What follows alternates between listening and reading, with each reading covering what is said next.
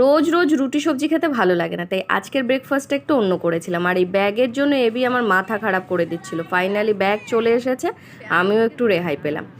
আজকে না রান্না বাড়ার কোনো ঝামেলা করব না, গোবিন্দভোগ চাল দিয়ে চাল ডাল ঘরে যা যা সবজি ছিল সব দিয়ে করেছি ঘোটা ভাত। এটা খেতে আমার দারুণ লাগে, এবিরও পছন্দ, যদি সাথে চিপস দিয়ে দিই। অবশ্য আজকে রান্না না করারও একটা কারণ ছিল, কারণ আজকে আমাদের ইনভাইট ছিল এবির এক ফ্রেন্ডের বাড়িতে।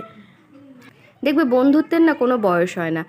প্রথমে স্কুল কলেজ লাইফের ফ্রেন্ডশিপ, জব সূত্রে কলিগদের সাথে বন্ধুত্ব, বিয়ের পর হাজব্যান্ডের বন্ধু বান্ধবদের ওয়াইফদের সাথেও কিন্তু বন্ধুত্ব তৈরি হয়, আর তারপরে হয় বাচ্চা কাচ্চাদের থ্রুতে। মানে আজকের যে আমাদের গ্রুপটা দেখতে পাচ্ছ, এটা হচ্ছে সব আমাদের বাচ্চা কাচ্চাদের সূত্রেই। ওরা হচ্ছে ওদের স্কুলের বন্ধু বান্ধব, আর সেই সূত্রে আমাদের সব মায়েদের সাথে সবার পরিচয়, তারপরে ফ্রেন্ডশিপ তৈরি হয়েছে। আজকে আমাদের বলতে পারো ছোটোখাটো একটা কিটি পার্টি ছিল উইথ কিডস। তা আমরা তো ভীষণ মজা করেছি, মানে আমরা নিজেরা নিজেদের মতন টাইম স্পেন্ড করেছি, অনেক দিন পর এরকম একটা আড্ডা জমেছে।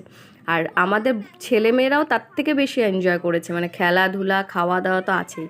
আর এই সব কিছুর জন্য থ্যাংক ইউ দীপান্বিতাকে, মানে যাদের বাড়িতে আমরা ইনভাইটেড ছিলাম। এই হচ্ছে আমাদের সেই ম্যাডাম, থ্যাংক ইউ।